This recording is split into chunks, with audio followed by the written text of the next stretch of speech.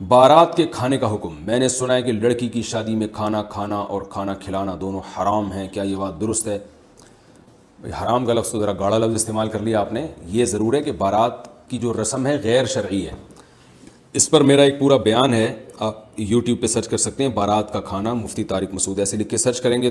پورا ایک تفصیلی بیان آئے گا کہ بارات کا کھانا کیوں غلط ہے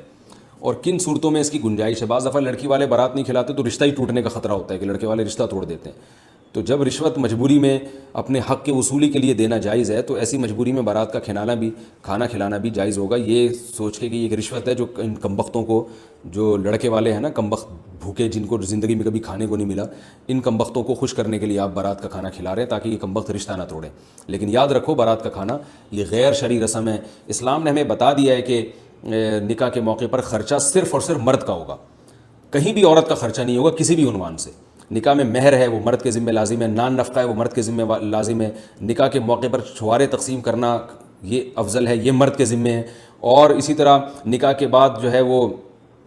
ولیمہ کی سنت ہے وہ مرد کے ذمہ ہے۔ تو جتنے بھی نکاح کے موقع پہ خرچے شریعت نے ڈالیں مرد پہ ڈالیں، لڑکی یا لڑکی کے باپ پہ کوئی خرچہ نہیں۔ آج بھی آپ دیکھ لیں عرب کے تیل کے کنویں ہوتے ہیں، بڑے بڑے کروڑ پتی ہوتے ہیں، مگر بیٹی کی شادی پہ ایک چائے کی پیالی کا بھی خرچہ نہیں ہوتا۔ تو یہ ہمارے معاشرے میں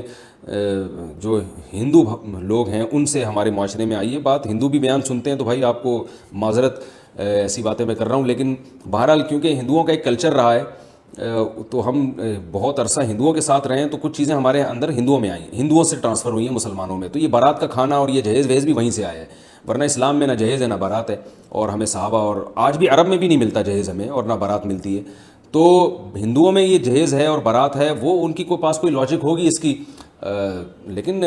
وہ اپنے مذہب پہ عمل کریں یا اپنی رسومات پہ عمل کریں۔ اب تو ان میں بھی بہت سے لوگ اس کے مخالفین پیدا ہو گئے ہیں جو جہیز کی مخالفت کر رہے ہیں۔ تو اسلام میں کوئی بھی خرچہ عورت پر نہیں ہے کہ وہ لڑکی ہے اس کے باپ پر نہیں ہے، تو سارے خرچے مرد کے ذمہ اللہ نے لگائے ہیں۔ تو یہ جو بارات کی رسم ہے یہ بھی غیر شرعی ہے۔ لوگ کہتے ہیں اتنے بارات آئے گی تو اس کو کھانا کھلائے بغیر بھیج دیں وہ تو بھوکے چلے جائیں گے۔ تو بات یہ کہ اتنی بارات آئے گی کیوں، یعنی بلائیں گے کیوں آپ اتنے لوگوں کو؟ نکاح مجمع میں کرنا سنت ہے، نکاح کے لیے مجمع اکٹھا کرنے کی ہمیں نہیں ملتا کہ مجمع اکٹھا کرنے کی ضرورت ہی نہیں ہے۔ مجمع پہلے سے ہو اس میں نکاح کر دیں، جیسے جمعے کی نماز میں مجمع ہوتا ہے وہاں نکاح کر دیں، تو یا ویسے ہی عام نمازوں میں لوگوں کا مجمع ہوتا ہے تو مسجد میں وہاں نکاح کر لیں آپ۔ تو جو لڑکی کے قریبی رشتہ دار ہیں، جو ابا چاچا ماموں وغیرہ جو بہت ہی قریبی ہیں یا اس کی بہنیں وغیرہ، وہ آ جائیں اس میں شرکت کریں اور کھجور کھا کے چھوارے کھا کے پتلی گلی سے نکل جائیں۔ وہ وہاں دھرنا مار کے بیٹھنے کی ضرورت نہیں ہے۔ اور پھر جب دلہن کو رخصت کرنے کے لیے جو بھی لڑکے کی اماں بہنیں وغیرہ آئیں اس وقت تو بڑی محبت دکھا رہی ہوتی ہیں کہ ہائے ہماری جو ہے نا بھابھی اور ہماری بہو ماشاءاللہ کتنی چاند سی۔ بعد میں پھر انہوں نے جو ستانا ہوتا ہے وہ تو جو جنہوں نے ستانے والی ہیں وہ سن رہی ہیں معذرت کے ساتھ، میں آپ کے علاوہ کی بات کر رہا ہوں۔ تو اس وقت تو بڑی محبتوں سے وہ آ رہی ہوتی ہیں، تو وہ جب محبت سے آئیں رخصتی کے لیے تو 5-6 افراد آ جائیں لڑکے کے گھر سے، تو اگر کھانے کا ٹائم ہو تو ان کو کھانا کھلا دیں، چائے کا ٹائم ہو تو چائے پلا دیں، پان گٹکے کا ٹائم ہو تو پان گٹکے پہ گزارا کریں، اور ان سے کہیں کہ اب پتلی گلی سے نکل جاؤ۔ تو یہ جو W11 بھر بھر کے باراتوں کی جا رہی ہے نا، یہ خود غیر شرعی رسم ہے۔ تو دلہن کو اٹھانے کے لیے اتنی 4-4 5-5 بسوں کے آنے کی ضرورت نہیں ہے۔ ہاں پھر جتنے بھی لڑکی والے ہیں وہ کہہ دیں کہ بھئی اپنے تمام رشتہ داروں کو کہ بھئی آج تو کھانا نہیں ہے، ہم تو 4-5 گھر افراد جا رہے ہیں دلہن کو اٹھانے کے لیے، یعنی اٹھانے کا مطلب یہ ہے کہ دلہن کو جو ہے لانے کے لیے، تو کھانا جو ہے وہ کل دولہا کے گھر پر ہوگا انشاءاللہ۔ یعنی لڑکی والے پوچھتے ہیں نا کہ کھانا کہاں گیا، وہ بارات کہاں ہے، تو آپ کہیں کہ وہ سب کل پہنچ جائیں وہاں ڈائریکٹ دولہا کے گھر، کیونکہ اس کو اللہ نے ایک نعمت دی ہے، دلہن یہاں سے وہاں جا رہی ہے، ان کے گھر میں ایک فرد کا اضافہ ہو رہا ہے، تو اسلام میں تو گھر میں فرد کا اضافہ ہو اس کو پسندیدہ سمجھا گیا ہے۔ تو اس خوشی میں کل ہمارا جو داماد ہے یا جو دولہا بھائی ہیں وہ انشاءاللہ سب کو کھانا کھلائیں گے۔ تو جو بھی پوچھے نا کہ کھانا کھائیں تو بولے کل پہنچ جاؤ، ان کو ایڈریس دے دیں اور پورا گوگل میپ پہ ان کو ایڈریس سمجھا دیں اچھی طریقے سے۔ تو یہ شریعت کے مزاج کے مطابق ہے۔ یہ جو باراتوں کے کھانے ہم نے لیے ہیں غیر مسلموں سے اور اس کی وجہ سے لڑکی والوں کو بے پناہ نقصان ہو رہا ہے، تو خدا را اس رسم کو ختم کرنے کی کوشش کریں۔ میرے سامنے ایسے کئی واقعات ہیں، بوڑھا باپ آیا کہ میری 6 بیٹیاں ہیں اور جہیز تو کہہ رہے میں نے کر لیا، ایک بیٹی پہ میں اگر بارات کھلاتا ہوں، اچھا میں نے خود یعنی میں اس بزرگ کو جانتا تھا،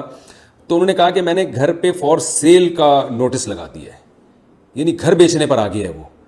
تو کیا ضلالت ہے، کیا گمراہی ہے یہ کہ لوگ اپنی پراپرٹیاں بیچ کے بیٹیوں کی شادیاں کر رہے ہیں۔ ہم نبی صلی اللہ علیہ وسلم کی سیرت دیکھتے ہیں تو ایک دھیلا بھی خرچ نہیں ہوتا تھا۔ یہ جو حضرت فاطمہ کا جہیز تھا یہ حضرت علی سے پیسے لیے گئے تھے، اور کچھ چیزیں آپ صلی اللہ علیہ وسلم نے ان کو